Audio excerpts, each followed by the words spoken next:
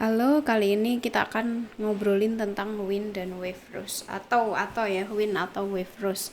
Mungkin Anda pernah lihat gambar kayak gini. Nah, ini yang kita namakan wave rose. Kalau datanya adalah angin, maka kita sebut sebagai wind rose.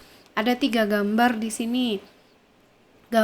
Dua gambar yang paling kiri ini saya buat dengan menggunakan software MATLAB. Kemudian yang paling kanan ini saya buat dengan bantuan wave rose, apa ya, sebentar saya lupa namanya. Jadi ini WR plot view. Nah, ini nanti yang akan kita bahas.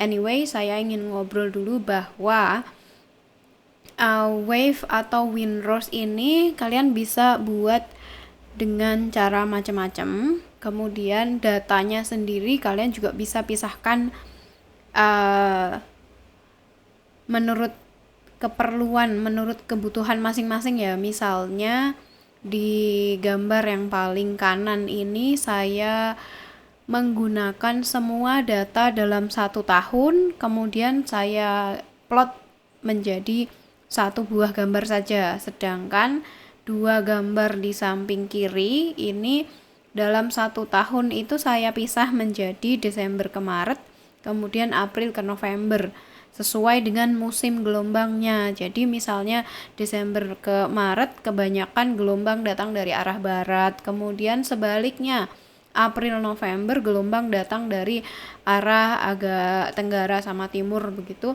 Nah, ini saya pisahkan jadi 2 supaya saya waktu itu ingin melihat seperti apa sih gelombang dominan di setiap musimnya. Tetapi kalau Anda tidak ingin melihat detail mengenai musimnya, kita juga bisa melihat dalam 1 tahun langsung itu seperti apa gelombang dominannya, arah dominannya seperti apa. Nah, itu juga bisa. Nah, sekarang gimana cara membuatnya? Saya akan menjelaskan yang memakai WR plot saja karena ini lebih simple. Yang pertama, Anda download dulu. Jadi kita cari WR plot, ambil yang dari Lakes Environmental Software ini, kemudian Anda download di sini. Lalu Anda install. Ntar saya escape ini dulu. Nah, setelah Anda install, Anda akan memperoleh icon ini, WR plot view freeware.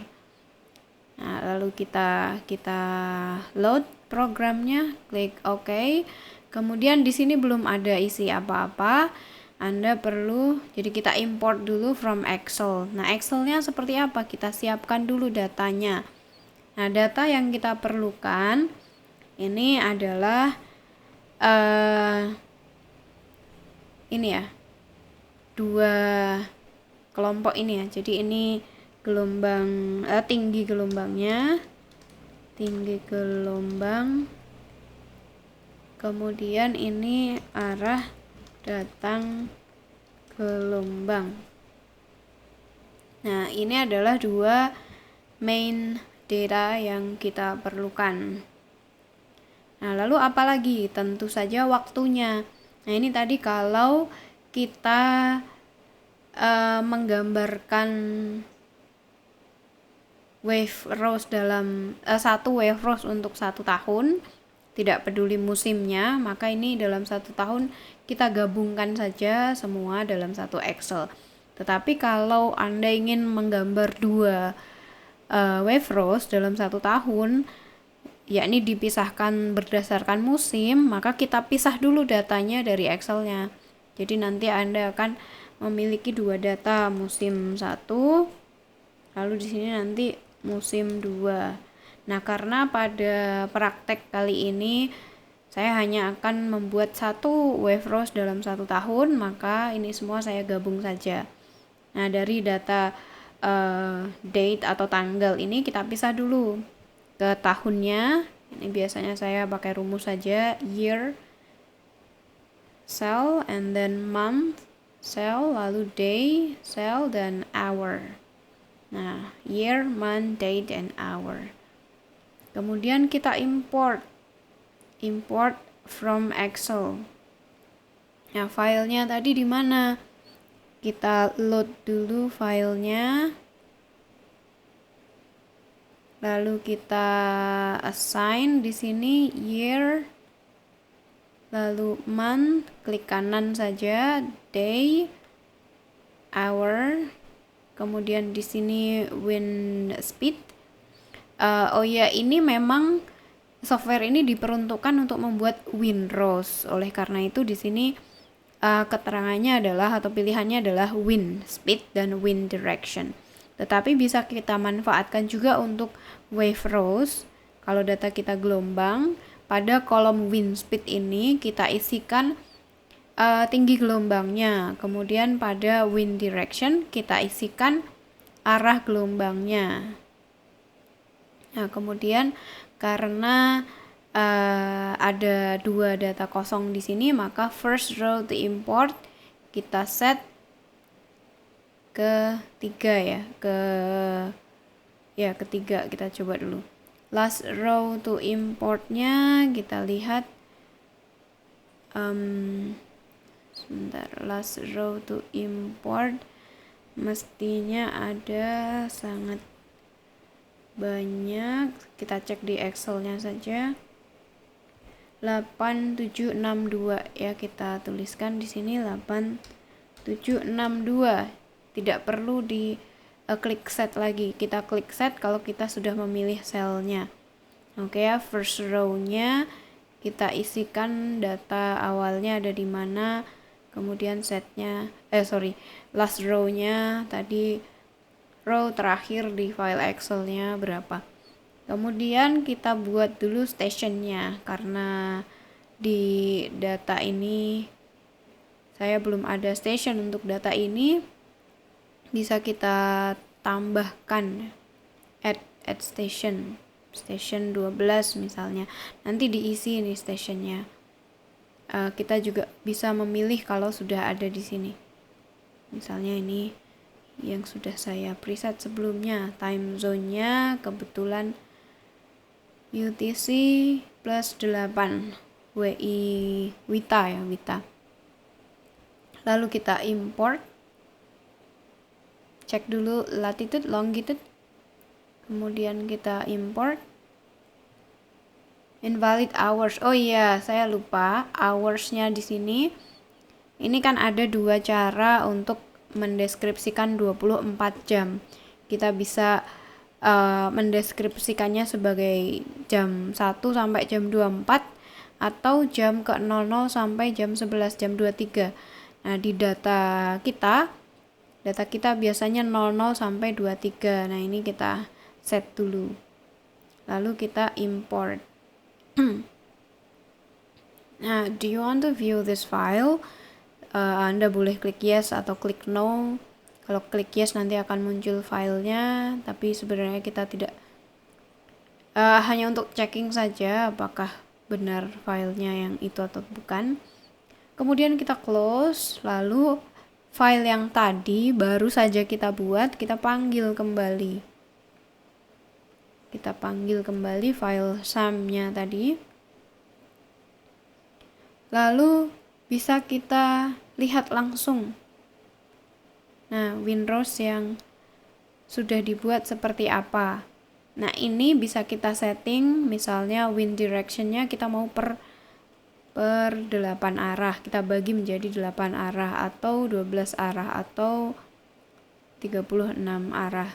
Saya biasanya memakai yang tergantung keperluan sih. Terkadang pengen yang band-nya kecil atau wind direction-nya banyak, atau yang band-nya besar. Kemudian di sini ada beberapa option.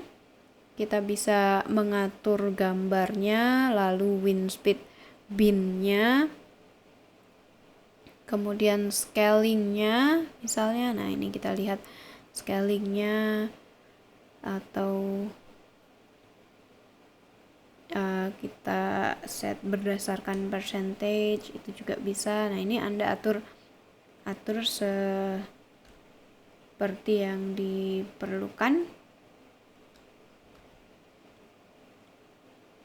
Kemudian di sini ada yang namanya resultant factor. Nah, ini karena kita tahu di sini adalah 0, 90, kemudian 180, 270, tapi di sini berapa? Nah, ini biar nggak usah pakai garis busur, sama dia sudah dihitungkan langsung resultant vektornya, yaitu dominannya arah gelombang dari mana modusnya. Nah, di sini juga kita bisa lihat wind class frequency distribution. Kalau kita lihat grafik distribusinya sudah jelas, gelombang paling banyak tingginya ada di 1,2 sampai 2 meter, yaitu 44,9%. Nah, di tabel frekuensi juga bisa kita lihat. Nah, ini karena direction class-nya ada 36, maka ada panjang sekali. Kalau direction class-nya ada 8, maka penggolongannya ada 8 arah. Windrows-nya juga akan berubah seperti ini. Coba kita set auto dulu ya, supaya mudah. Nah, ini. Di sini frekuensi count, artinya dari tabel, kita buka saja tabelnya. Ntar saya tata dulu ya. Nah, dari data-data ini, WR-plot akan menghitung yang masuk ke wind class direction-nya antara 337,5 sampai 22,5, ada berapa gelombang. Kemudian yang masuk golongan kelas nomor 4 ini ada berapa gelombang, akan dihitung, kemudian akan dibuat frekuensi distribution-nya. Nah, frekuensi distribution dan grafiknya ini sebenarnya sama.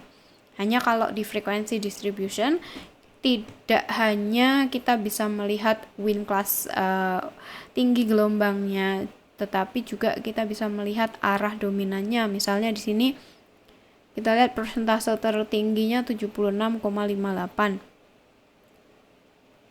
76,58 ada di arah antara 202,5 sampai 247,5. Nah, dominannya berada di tinggi 1,5 sampai 2 meter, yaitu 33,94%, atau in total di semua direction itu 44,86,3%. Ini penjelasan dari windrows atau waverows. Misalnya kita bagi menjadi lebih kecil lagi, nah maka akan kita ketahui juga frekuensi distribution dan frekuensi count-nya. Untuk grafik yang ini, berapapun wind direction class-nya tidak akan berubah ya, karena grafik yang di sini hanya melihat tinggi gelombangnya saja. Sedangkan yang di sini dipecah lagi menjadi wind direction classes.